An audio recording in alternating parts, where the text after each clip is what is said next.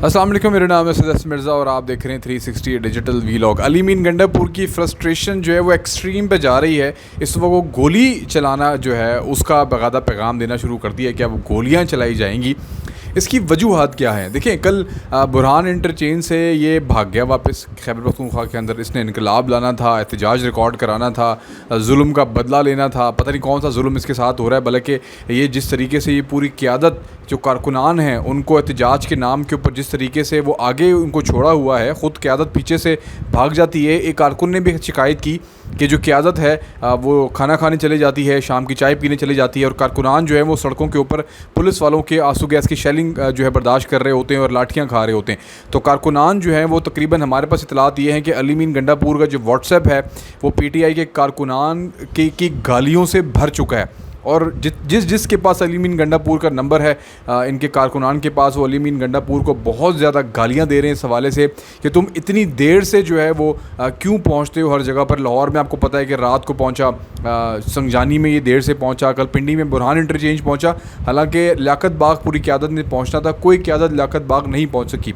इतलात हमारे पास यही है कि बैरिस्टर गौहर ने अली मीन गंडापुर को मैसेज किया कि हूँ तू इतने अम लेना है, चल वापस जा, अपने कारकुनान वापस लेके KPK जा। और KPKBC भी आपको पता है कि 100-200 गाड़ियाँ होती हैं हमेशा, और वो सरकारी मुलाजमीन सारे होते हैं और सरकारी जो हैं वो मशीनरी को भी इस्तेमाल किया जाता है। अफसोसनाक बात यही है कि खैबर पख्तूनख्वा के अंदर जो हालात इस वक्त हैं, सिक्योरिटी के हालात जो हैं, कुरम के अंदर जो शिया सुन्नी फसाद जो हैं वो एक और जन्म ले रहे हैं, जिसको रोकथाम के लिए हुकूमत को फ्रंट पे आके सारे मामलात को हैंडल करना है। लेकिन जिस तरीके से वो लोग सारी तवज्जो जो है अपनी एहतजाज के नाम के ऊपर, जलाओ घिराव के नाम के ऊपर, तशद्दुद के ऊपर जो है वो मबनी की हुई है, इसका अफसोसनाक, मैं सिर्फ अफसोस का इज़हार कर सकता हूँ।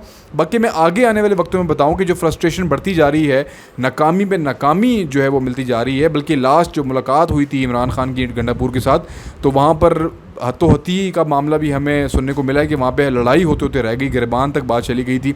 अली मीन गंडापुर को बाकायदा ये कहा था कि मैं खैबर पख्तूनख्वा की हुकूमत ख़त्म कर दूँगा अगर तुमने कोई खातिर ख्वाह रिज़ल्ट नहीं दिए।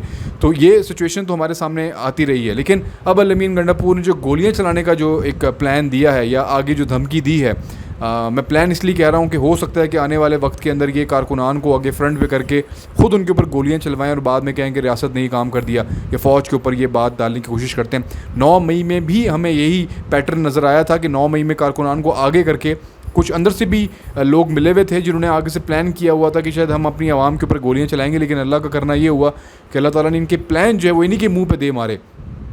किसी तरीके से हमें कोई इस तरह की ख़तरनाक मामला नज़र नहीं आया। इनका प्लान यही है कि हम एहतजाज के लिए नौजवानों को, मासूम नौजवानों को, जो हमारे भूले भटके नौजवान होते हैं उनको आगे करेंगे और उनके ऊपर गोलियां चलवा देंगे। बाद में देखेंगे देखो हमारे पर रियासत पे जुल्म हो रहा है। ये जितने भी चंद कारकुनान हैं, जो कल्ट के लोग हैं, इनको तो छितर पड़ने चाहिए। मैं तो हक़ में हूँ कि जो चंद इनकी जो है ना वो बिगड़ी हुई ख़वातीन हैं, कुछ बिगड़े हुए नौजवान हैं जो इस कल्ट के अंदर आके जो है वो पाकिस्तान की रियासत को नुकसान पहुँचाने की कोशिश करते हैं और अपना ही एक नैरेटिव बिल्ड करने की कोशिश करते हैं। देखिए हमारे ऊपर जुल्म हो रहा है। भाई आपने कानून हाथ में लिया हुआ है, आप दफ़ा 144 की खिलाफ वर्जी कर रहे हैं, तो आपको क्या वहाँ पे फूलों के हार डाले जाएँ? आपको वहाँ पे जो है वो बंदूक खान की मिठाई खिलाई जाए? डेफिनेटली ये कानून अपना रास्ता इख्तियार करेगा।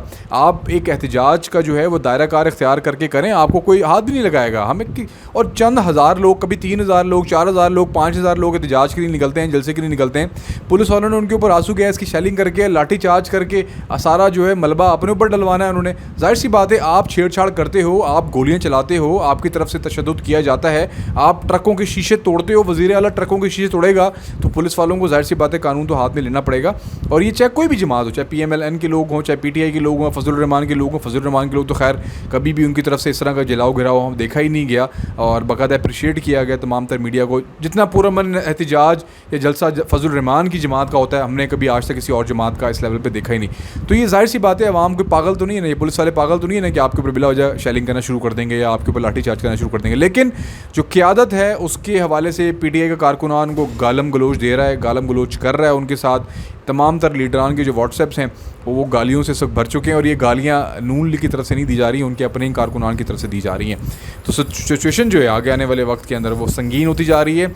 मेरा सिर्फ एक पैगाम है जिसको आपने सिर्फ घोल के पी लेना है, वो ये है कि आगे आने वाले किसी भी एहतजाज के अंदर, रैलियों के अंदर ना खुद जाना है, ना अपनी वालिदैन को जाने देना है, ना अपने बच्चों को जाने देना है। उसका रीज़न ये है कि आगे इनका प्लान शायद वर्स हो सकता है और ये पॉसिबल है कि अपनी खैबर पख्तूनख्वा की जो नाकामियाँ हैं हैं, माशी बर्बादियाँ हैं, वहाँ की गवर्नेंस ज़ीरो हो चुकी है, कोई माशी प्लान नहीं है वहाँ पर, लोग वहाँ पर रुल रहे हैं, वहाँ के असातिज़ा रुल रहे हैं, अस्पतालों में मौजूद डॉक्टर भी रुल रहे हैं और मरीज़ भी रुल रहे हैं। तो ये तमाम तर चीज़ें ऐसी हैं जो सिचुएशन को वर्स से वर्स बना रही हैं और अपनी कारकर्दगी को और जस्टिफिकेशन को और अपनी नाकामी का रुख मोड़ने के लिए किसी भी हद तक जा सकते हैं।